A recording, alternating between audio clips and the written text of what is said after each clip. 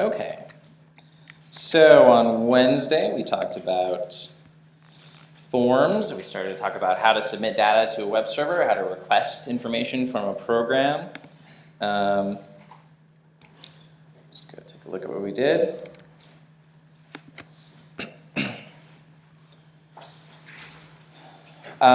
We looked at query strings that go in the URL, parameters in the URL.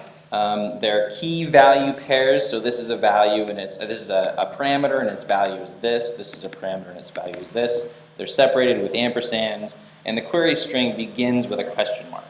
So this is the actual file we're requesting here on this server, and we're passing in these parameters to that program. You access the values on the PHP side using the special super global variables _get and _post. These are available all over the file, anywhere you want. And those are what's called associative arrays. So you retrieve the value for the username parameter by saying get username, the value for the ID parameter by saying get ID. And we started to look at form controls. There are several different form controls. The main tag for using form controls is input. Input type equals text is the regular old text input. Input type equals password is the one where it's obscured, and so on. Text area, this is a larger text area. And we got to the point where we did some radio buttons on our example. And we looked at label, how label transfers the click to the actual radio button itself, a little bit nicer. We want to, let's see, so we got to this point in our example. Let's go back to our example from Tuesday.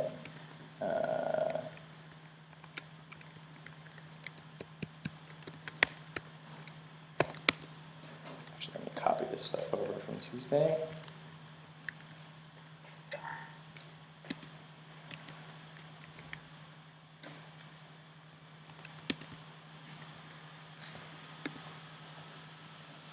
Okay, and we had our beer.php page, and we made this parameterized.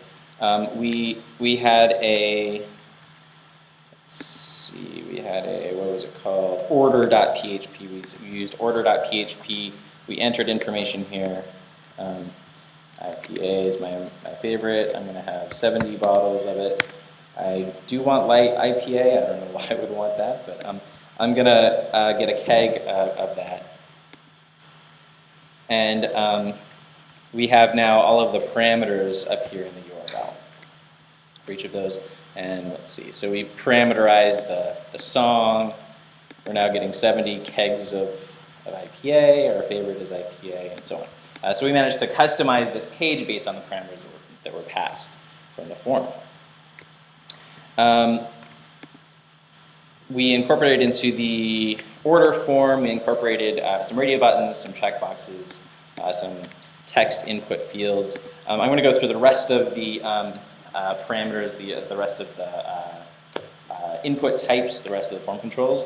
If you want to include a value in the form submission, but you don't want it to be you don't want it to be editable, you don't want it to even show up on screen, you can use input type equals hidden. That's often very useful. Styling form controls. In order to style a form control, we have to use, because the input tag is used for so many different types of form controls. If you want to target a specific type, like input type equals password, or input type equals text, then you sort of add this additional syntax for the CSS selector. So input bracket, no space, type equals text. That will that'll style specifically only the input tags when this attribute is equal to this value. This can be used for any attributes, actually, not just type. You can say input disabled equals disabled if you want. So you want to style disabled form controls differently than other form controls. This can even be used for non-input tags and be used for anything you like, really. But, so that's fun. I talked about doing a hard refresh. Oftentimes browsers will save data that you inputted previously. So if I refresh this page, if I just do Command R or Control R on Windows, it pre-populates the data in here instead of the placeholder values that I had previously. But if I hold down Shift, additionally, then it'll actually refresh the entire page, resetting everything to its defaults. So that's one thing that you'll want to use for your homework assignment. Drop-down list. We also have a drop-down menu. That's called a select. Again, it has a name attribute. What does the name attribute do? You remember from Wednesday? Right.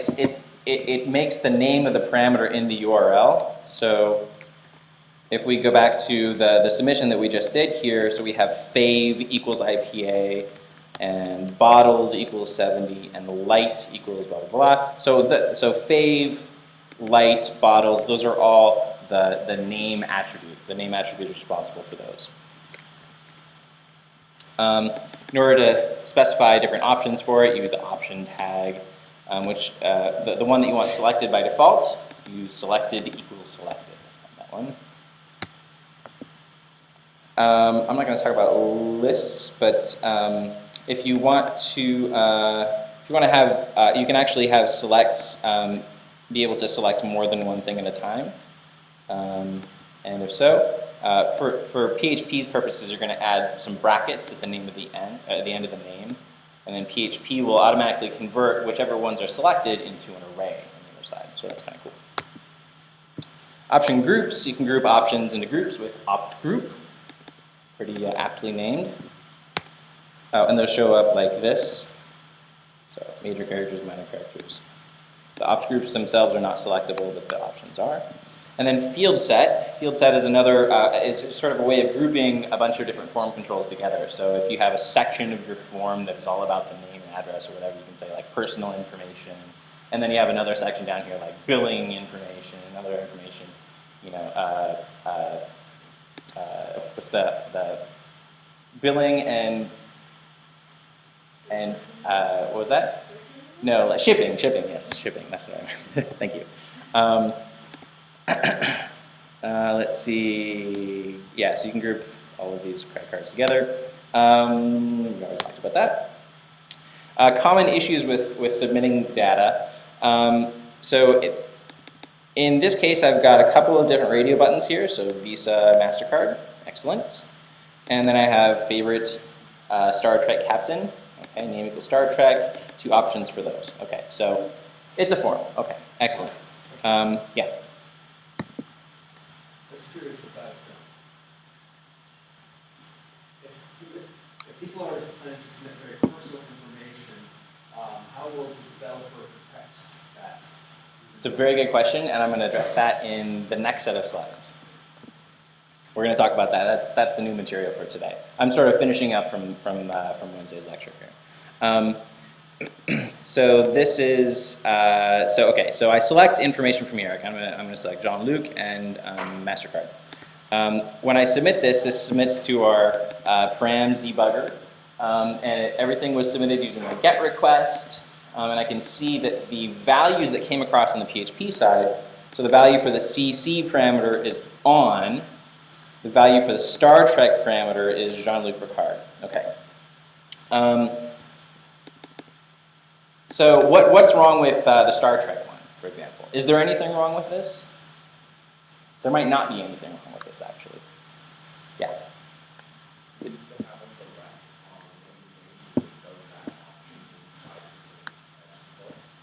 So that it does.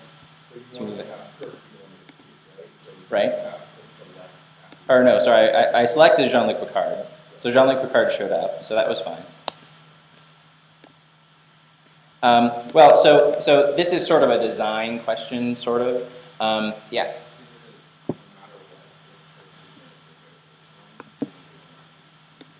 No, I changed it, and it submitted Jean-Luc Picard. Is there a way to get options above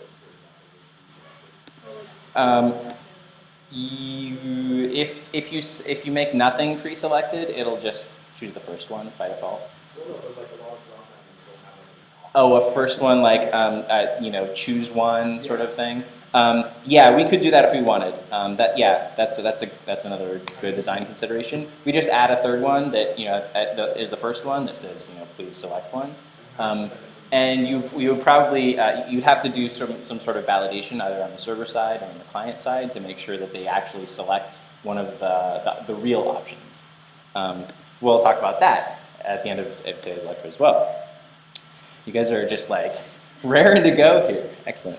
Okay, well, so what I'm trying to get at, and this is just sort of a design consideration, is that I might not want the full name Jean-Luc Picard to show up here. I might want it to be like, JLP or some sort of like computer internal representation of the value Jean-Luc Picard. Rather than like having the full name. If this value has like weird characters in it or something, I might not want those weird characters coming across. Maybe I want some sort of representational value for Jean-Luc Picard and for James D. Kirk. The other thing that the other problem that we have here is if I select MasterCard or if I select Visa, it doesn't matter which one I select. On the other side, it just says on.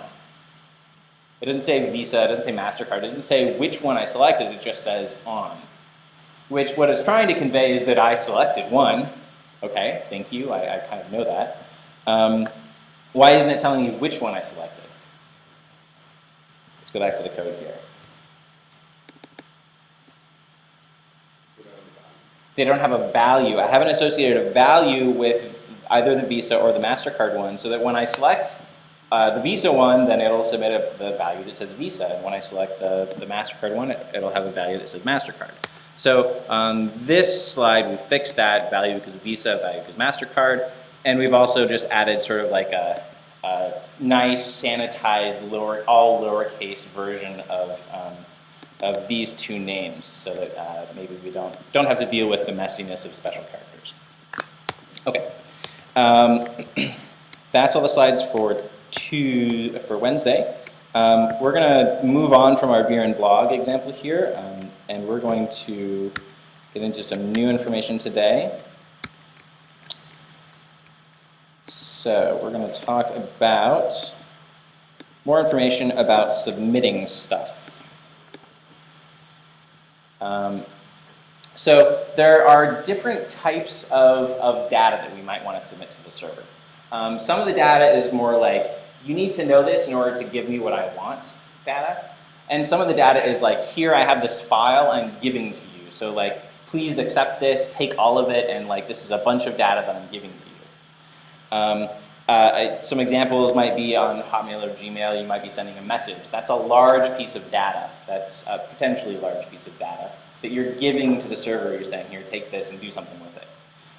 As opposed to like if you do a Google search, you're asking for information based on what data you supplied to it.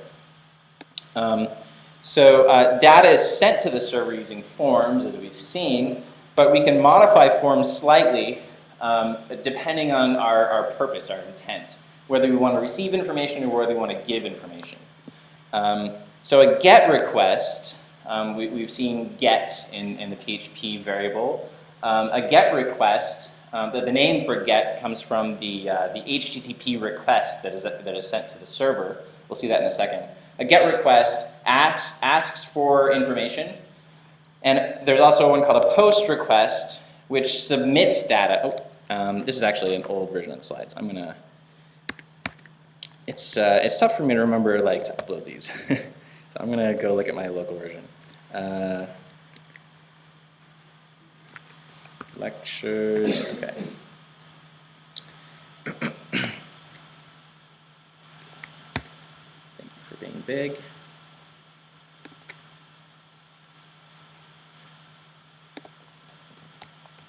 Okay, so a GET request retrieves a file or a program's output. A POST request sends form data or sends some other sort of data to the server for it to hang on to, save, do something with. And a GET request, as we've seen, any parameters, any sort of optional information that we're supplying are supplied in the query string. So they go up in the URL. And its intent is focused on receiving information rather than supplying information. A POST sends data sort of behind the scenes in a different way that we'll see. It's not in the URL. It ends up being in a different part of the HTTP request. And it's focused on submitting information rather than receiving information. There are two other types of requests. There's also put and delete. These were sort of an original part of the HTTP spec, and they haven't really gone away, but most servers don't support them, or they only support them for specific types of requests. Because, as you can imagine, you don't really want people being able to upload a file to your web server or to delete a file on your web server. They do have their uses, but we'll talk more about those when we get to Ajax. So you can actually simulate a request to the server from a terminal. If you run a program called Telnet, the Telnet program allows you to connect to a particular server, to a particular port, and communicate directly just by typing in text, communicate directly with the service that's running on that port. So when I connect to google.com, it tries the IP address associated with google.com. It says, okay, I connected. Escape character is control right bracket, which allows me to just exit out of the session if I need to. And then this is information that I type. Get/search Q equals black raven. So I'm asking for this URL on the server. I hit 2 character turns, and then the server responds with the HTML code. This is exactly what the web browser is doing. I'm simulating the exact stuff that the web browser is doing. It connects on this port to this service. It sends this information, and then it receives this information. Yeah.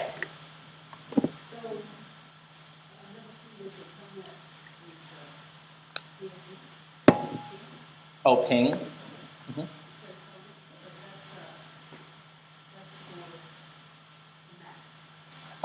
Ping. Well, ping can be used on any system. I think there's a ping program on pretty much any system. Ping, what it allows you to do is just it sends a special type of packet. It's not related to HTTP. It's a different networking packet that says just respond, please, so that I know you're there. It's a different type of thing. And it uses a different program. So Telnet is a program, Ping is a program, there's a program, FTP program, there's an SSH program. They're all different programs. So in this example, I'm simulating a post request. I'm posting to gmail.com. I'm connecting to gmail.com on port 80, the web browser port. I say post/login.php, and notice we don't have any parameters in the URL there, just post/login.php. We have to specify a couple of additional things. These are called headers. We might look at those later in the quarter, but they're additional information about my request. And then this is where my parameters go after the headers. So I have 2 character returns. I have the actual parameters themselves. Then after I do 2 character returns, the server will respond. And oftentimes with a post, it'll respond with, okay, thank you for your data. I'll do something with it. You send an email, it says, awesome, email sent. Great. So when should I use post versus get? Get requests embed parameters in their URLs. Sorry, say that again? How to hack? Sort of. Sort of. you can do this. You can do this with any web server you want. The server has no way of differentiating between you typing information here and a browser submitting the information, because the browser submits it exactly the same way. So yeah, it is a little bit hackish. It's kind of cool. The amount of data that you can submit in a URL is limited. The browser limits the length of the URL. So if you have to submit a lot of data, you don't want to submit a GET request, even if sort of like the spirit of GET is you're receiving information. If you have to submit a lot of information in order to receive that information, you're going to have to use a POST instead. The other thing is that parameters are visible in the address bar. This is where privacy becomes a concern. I don't want to submit like username, password information in the URL so that the person sitting next to me co-coding with me, like can see my username and password. I don't want to do that. And this is a really interesting example of this. This has been around since the beginning of this course. So that's what, 2005, 8 years now? And it still hasn't been fixed. Okay, so I'm going to this website. I'm going to buy some French translation software because, French translation is cool. I'm going to click on French translation software, or no, I'm going to click on, where is it? It's down here. Oh, I want to purchase. I want to purchase this stuff. Okay. I want the pro version because I don't want to skimp. I want everything, all the features. And okay, so I want one of those. It costs $300. But I don't really want to pay $300 for this. Hey, look at what's up here in the URL. So we've got user ID, product, LEC French Translation Software Pro. Price equals $299.99.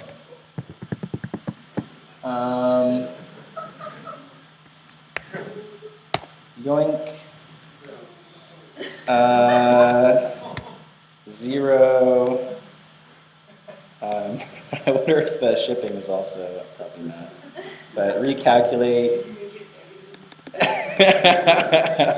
I probably can't. I've submitted that form, so it's not gonna. Okay, so let's say negative $299.99.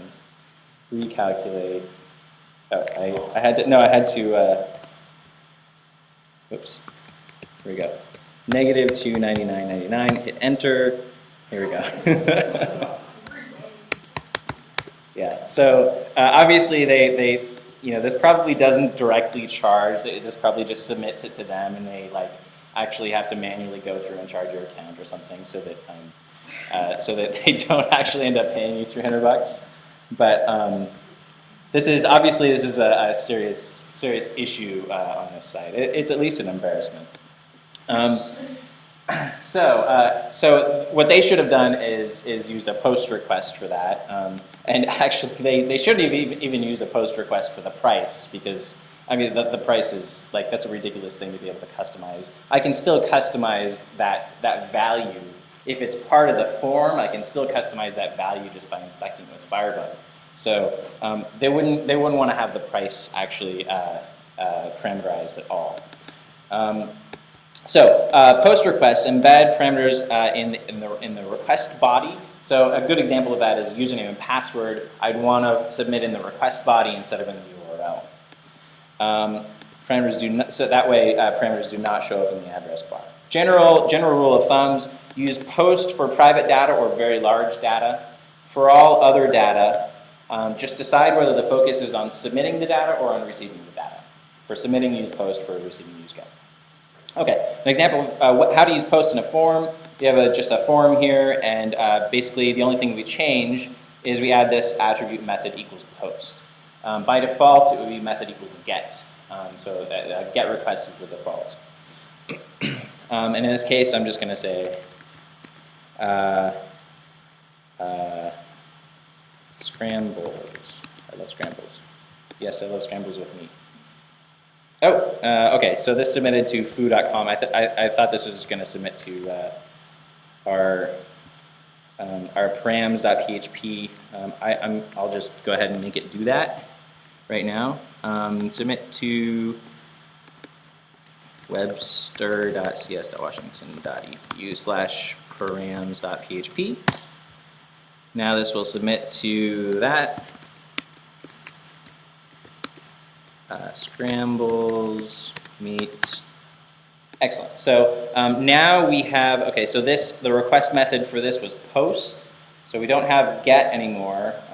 Get, it's not showing get. It's just showing the post superglobal variable, and it's showing the 3 values that I submitted. Excellent. Okay. In a PHP page, you can determine whether a post request was sent or a get request. And you can even handle, under different circumstances, you can do different things in the same program, the same PHP program. So I might have, under some circumstances, when it's a get, I might do one thing, and under other circumstances, when the request is a post, I might do something else. So this is an example of a program that is differentiating between the two. And in order to do that, we inspect another superglobal. It's called server.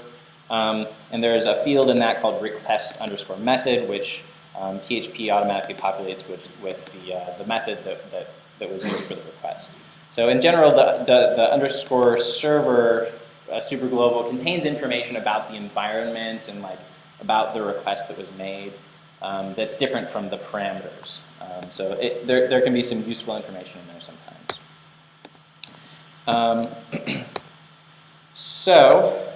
We can also, if we want to, so this is a PHP page that can handle both a get and a post. And under, if the request is a get, it'll do stuff here. If the request is a post, it'll do stuff here instead.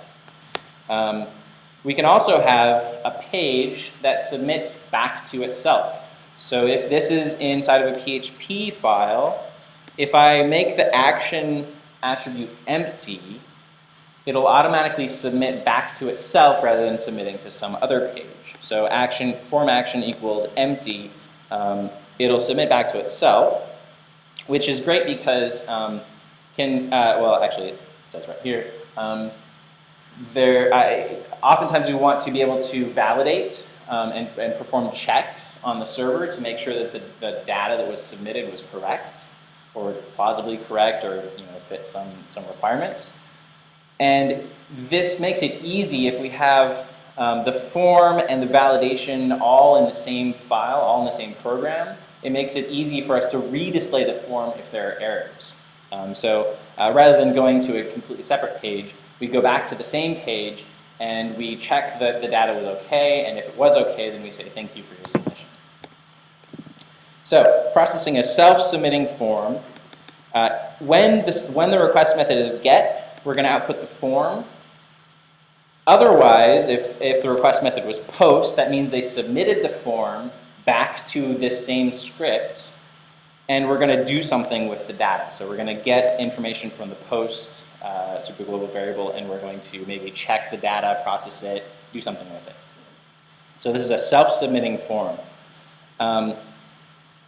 The page handles both get and post requests. When it's a get request, initially we display the form, then they submit it, and we do something different. Okay, so I want to stop right there and do some stuff. Stuff is great.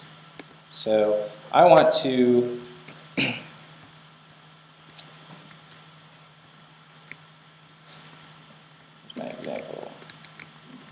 my example. I'm going to make a turn-in page. So I'm going to make a page that looks kind of like this. We're going to put some form fields in here, and we're going to enter some data, and we're going to write a page to accept the data. So we're going to start by creating a new file, turnin.php, because it's going to be a PHP script. CSE 154 homework turning. H1 CSE 154 homework turn-in. Okay. And so we're going to accept various pieces of information here. We've got certain things grouped, certain form fields grouped into different areas. So how do we accomplish that? Do you remember the tag that we used for that? It was only up there briefly. It's called a field set. So maybe it looks like we have two field sets here, and then we have a submit button. So I'll do field set. Our title is tell me about you. Okay, and then we'll do another field set. Tell me about what you're turning in.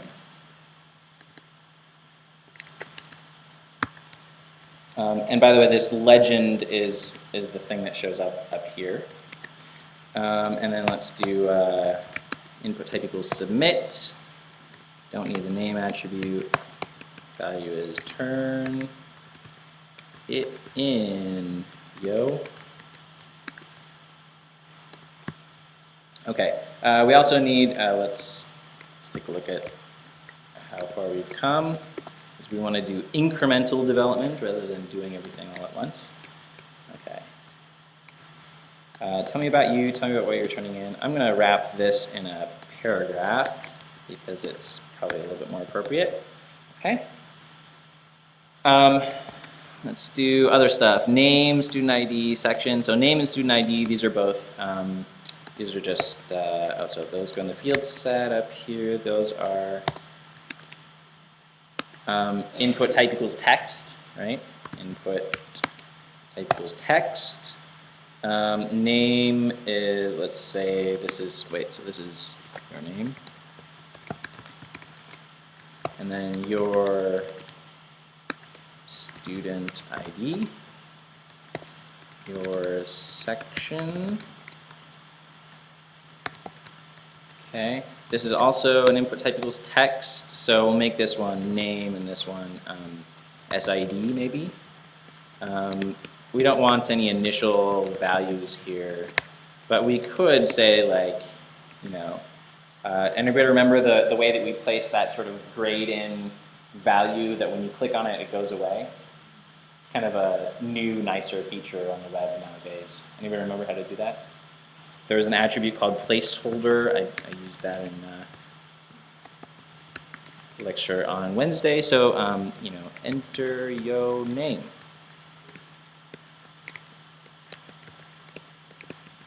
SID, please. Okay, section for the drop-down menu. This is what? This is a select tag. Select. And that contains options inside of it. Let's see. I'm just going to go ahead and copy the sections over here because I don't remember who has what section because it's complicated. Okay. Okay, so we've got a select over here. So let's go refresh that. Oops. Refresh that. Into your name. Okay, let's break these up onto different lines. ER, ER. Okay.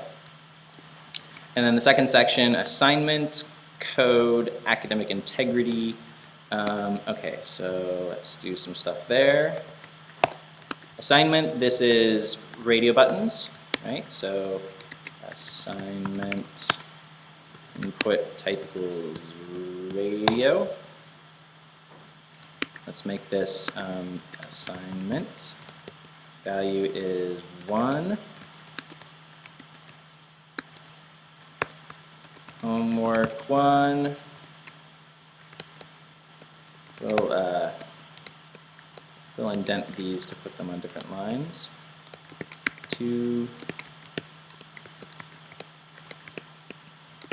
3. Okay, so I'm making sure to put in values here because if I don't, it'll just say on the other side. It'll say that I selected one of them, but it won't say which one. What's the other thing that we should probably do with these? So right now we've got this, and if I click on the homework 1 or the homework 2, it doesn't do anything. I want it to actually select, I want this label here to be a part of this, right? So I use the label tag. Can I give that one away? Okay, I'm gonna say label, label. There we go. And what else do we need? We need code and academic integrity. So put a BR at the end of that. And code, academic integrity. That'll be a checkbox. Type equals checkbox. Integrity. That's fine, I can just leave it as on. And then code, this is an input type that we haven't seen yet. It's input type equals file. If you say input type equals file, then the browser will provide this like browse button, or it'll provide some means of selecting a file from the user's computer.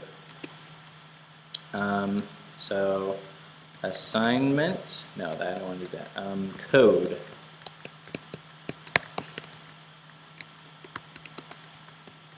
Okay, so this is our completed form. And I want to handle this submission on the same page. I want to make this a self-submitting form so that it submits back to turnin.php so that I can ensure that certain values are entered. So that I can perform validation and make sure that, that everything was supplied. So I want to make it so that this page submits to itself. How would I go about doing that?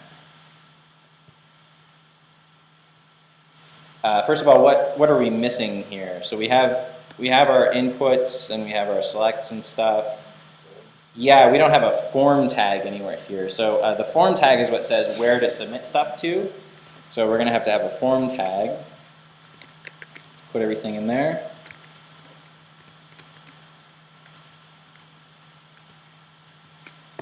Okay. And in order to make it submit to itself, yeah, action equals what? That. Empty. And so this is, maybe it's not like exactly private information, but this is not really information that I want to show up in the URL. So I'm going to say method equals post, so that it's a post. And it's, it's a lot of information, I suppose. And I'm uploading a file. The fact that I'm uploading a file means this file could be huge. So I probably want to use a post for this because I don't want to limit the size of the data that I can submit. Yeah. For the options for the section, would it make sense to create utility for the ABC? Yeah, sure, I can do that. Yeah, I can factor out this redundancy here. I can create an array, an associative array that would map the section to the TA. Yeah, I can do that. I'm not going to do that now, but that's a good idea. Okay, so this page submits to itself. Okay, I'm going to fill this out. Blah, blah, blah. Section. And the next section, submitting homework 2. I'm going to submit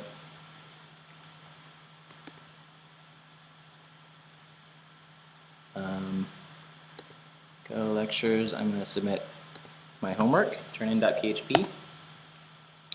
And I did work alone. Excellent. So turn it in. Okay, I'm submitting it, right? Yes.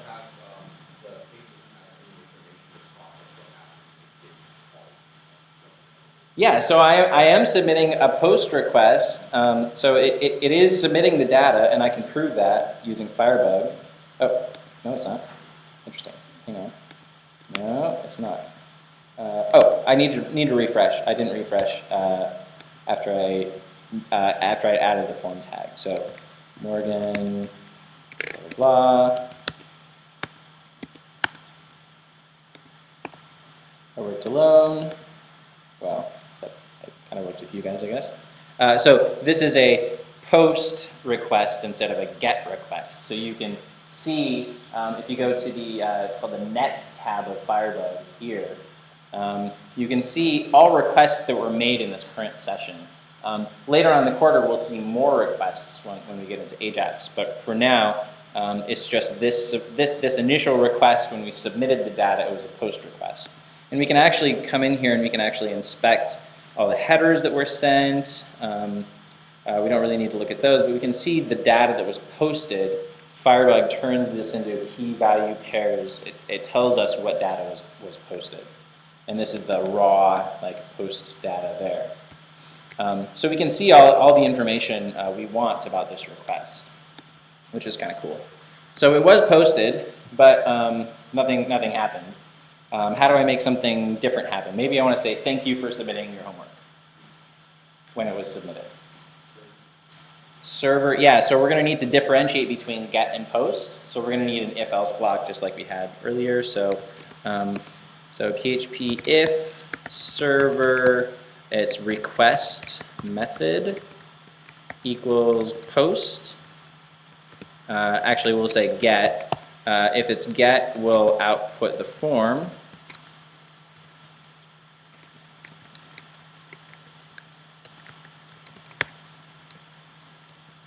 Okay, so we'll copy, or we'll just move this stuff down there. Indent properly. Okay. So if the request method is get, we'll output the form. Otherwise, if it's post, well, I guess I'll say else if server request method equals post, pose it, we will do something different. So maybe you will say thanks.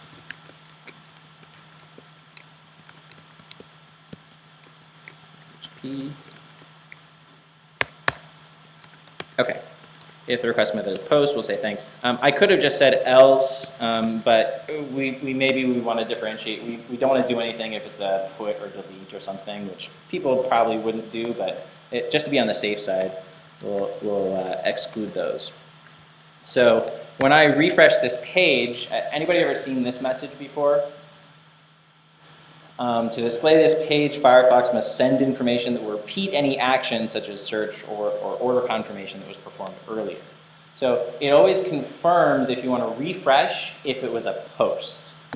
Because typically you associate post with like, I'm ordering something, I'm finalizing something, I'm sending data, and the server will oftentimes just redo whatever it did previously. So maybe I don't want to resubmit my order or something. But in this case I will, and this time it says thanks. So if I just go back here and if I select this and hit enter, I've refreshed the page, but I've done it with a GET request. I just come to this URL, I click on this URL or something, it's always going to be a GET request. When you just click around on the link on the web, it's always a GET request. But if you submit a form, the form submission might be a GET request or it might be a POST request. Oftentimes it's a POST. Is there a way to style the submit button to where it doesn't activate until all of the fields are filled in? So that way you cannot submit to that post unless all of your post data is there? There are ways of doing that. We'll cover that either in an extra session or when we cover client-side validation. Okay, so maybe what I want to do now is I want to actually handle some of this stuff. So in particular, I want to actually accept this file here, and that's where we sort of left off in our slides. So we're processing a self-submitted form. We want to accept uploaded files now. We want to actually be able to take the file that was sent and do something with it. So what we need to do in order to do that is we have to add this extra attribute here, enctype equals multi-part form data. Enctype stands for encoding type. Basically, it just says that I'm sending a bunch of different information here, and I want you to use a particular format that allows me to submit an entire file in its entirety. So input type equals file. I'm going to add this so that we can do that. Okay. Method equals post. Enctype equals multi-part form data. And what will happen after that is on the server side, in order to process a file that's been uploaded, basically anything with input type equals file, those are placed in a different array. They're not placed in post, they're placed in another superglobal, again, more superglobals, called files. And the files superglobal is also an associative array. Each element of files is in itself an associative array. So each element of files contains name, type, size, and a location where it's temporarily been saved on the server in some benign directory so that you can move it to the appropriate location. So let's take a look on the server side. Let's take a look at if they submit something. We'll just, why don't we do this? We'll do print our post. I'm going to put this in a pre-tag. This is a common thing to do, to put a print R in a pre-tag just for debugging purposes. I'm going to print post and then print R files so that I can see what those contain after my submission. So Morgan.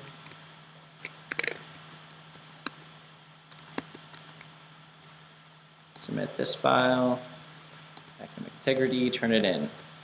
Okay, so we have, where's our file? I don't know where our file is. You have to print the file's name, give it to the file. I think I might have, no, it is files with an S. Let me just check that the file itself was actually submitted. Let's go into Firebug and check the Net tab, turn in, post. Oh, I didn't refresh it after I added the enc type. So that's an important thing to do. Morgan.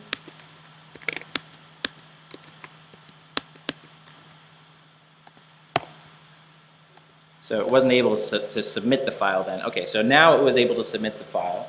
So this is the files array, and you'll see that the only entry in the files array is called code, and that corresponds to the name attribute on that input type equals file. So the input type equals file over here, name equals code. So so if I want to do something with this file, PHP has saved it temporarily in this directory here. It's given it some random name in private var temp, somewhere where it can't do any harm really, if it's if it's a bad file or something. So the name when they submitted it was turnin.php, so that was the name of the file that we selected. This is its type, thing for error and thing for size. So what I'm going to do is I'm going to move it from here to like a folder where I can keep track of their turn-in information. And in order to do that, we have to do a couple of things. So we have to, So we have to do is uploaded file and move uploaded file. These are special PHP functions. We check to see whether this temp name is an uploaded file, then we move it from the temp name to a more permanent location. So I'm going to say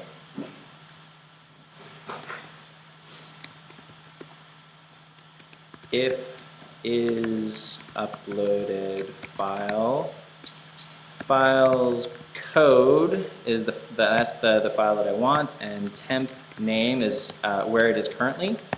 I'm going to move uploaded file, that, to a more permanent location. And for the permanent location, I'm going to use a couple of different things. I'm going to use user name equals post name. So name equals post name. And then I'll say file name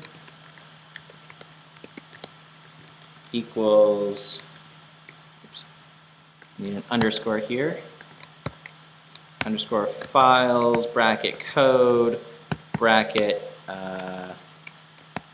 what was it? It was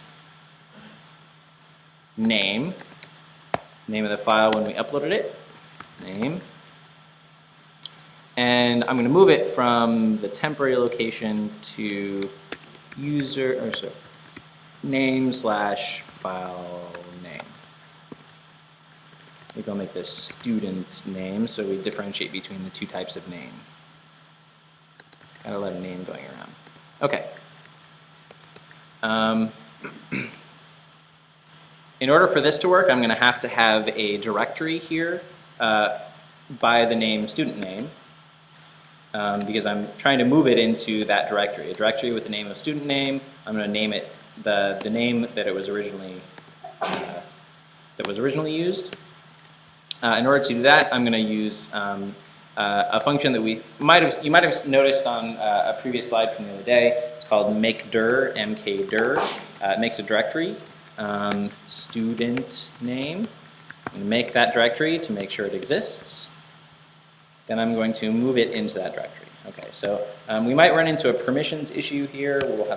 Might have to fix. So yeah, so makedir permission denied, blah blah blah. So the web server program, as I mentioned yesterday or on Wednesday, it runs as a different user than me. It runs as like www or something, whereas my username is mducey. So it doesn't often have permission to write to directories. It has very limited permissions. So I have to explicitly give it permission to modify contents of this directory in order to create a file there. So I just made it writable by everybody. If I refresh the page, now it probably has created the directory and it's moved that file there. Excellent. So I might also want to save other information about the user submission to that file. So maybe I'll say, let's see, what other stuff do we have? Student ID.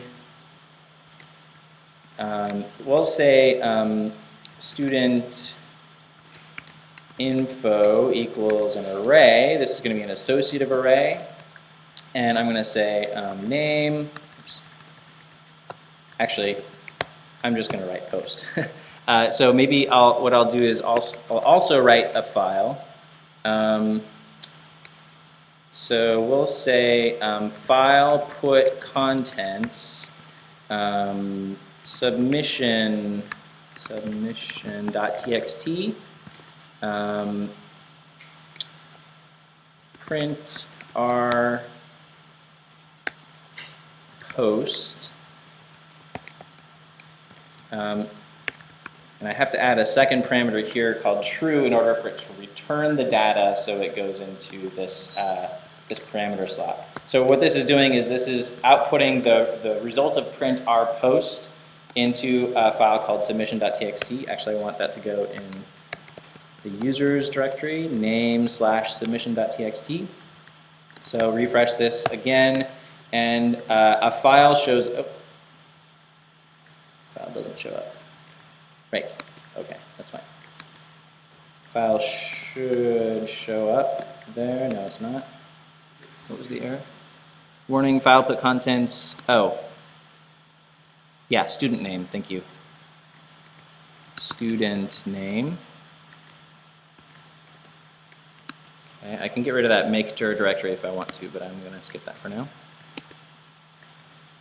There we go. So this file called submission.txt now contains all the information that was submitted.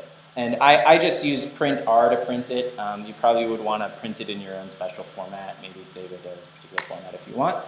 But for now, that's good enough. So I've saved the information that was submitted.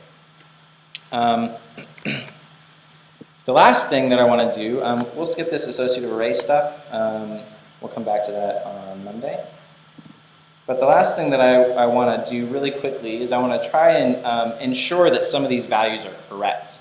In order to do that, we want to do something called validation. So validation checks to see whether data that was supplied is correct or plausibly correct. An example of a form that uses validation, if we don't fill out things properly, then it'll give us like an error message and highlight some of the things that were not done correctly.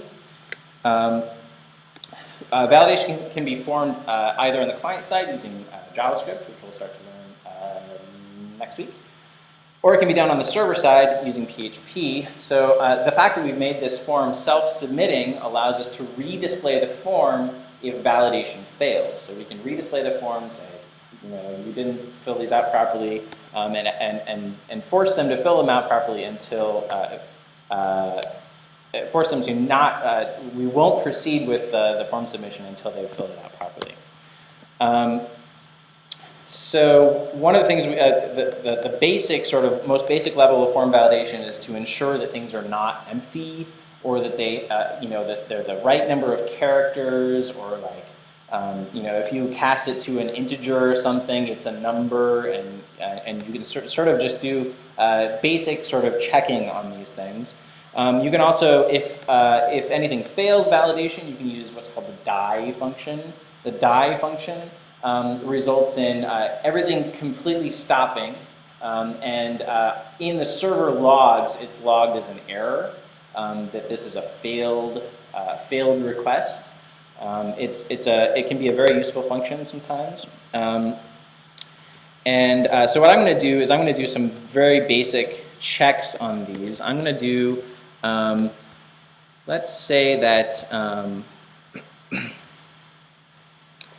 going to perform validation up here at the top, because I like to do all the fancy stuff at the top of the page. I'm going to say, let's see, student ID equals post SID. And I'm going to say,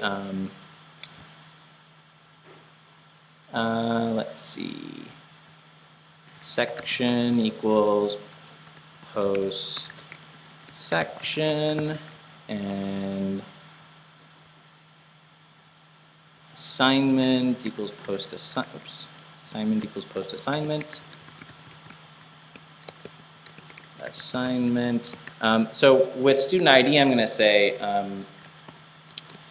maybe what we'll do is we'll say down here, no, I'm going to do up here. I'm going to say if not SID, that is if it's empty, or not section, or not assignment, or maybe we'll do one last check on student ID, or not int SID. So if we cast this to an int and it's empty or it's zero-ish, then it will fail this check. We'll say valid equals false. So up here we'll just start off by saying valid equals true. And then if it fails any of these checks, then we'll say valid equals false. And what we'll do is down here we can say if server request method equals get, or if not valid, we're going to redisplay the form. And then what we can do is we can, down here, we can say if not valid,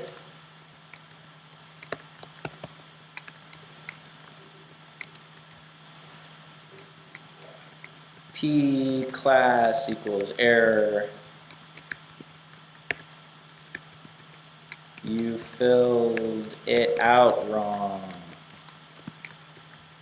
This is not a very specific error. We're not being very specific yet. There are ways that we can actually highlight each individual field if we want to. This is not a very useful message yet, but for now, we'll just make it do that.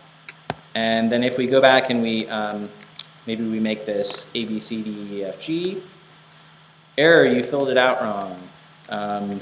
If we forget to enter the name or anything else, it says error, you filled it out wrong. So we'll get a little bit more sophisticated in our validation on Monday. Guys, have a great weekend.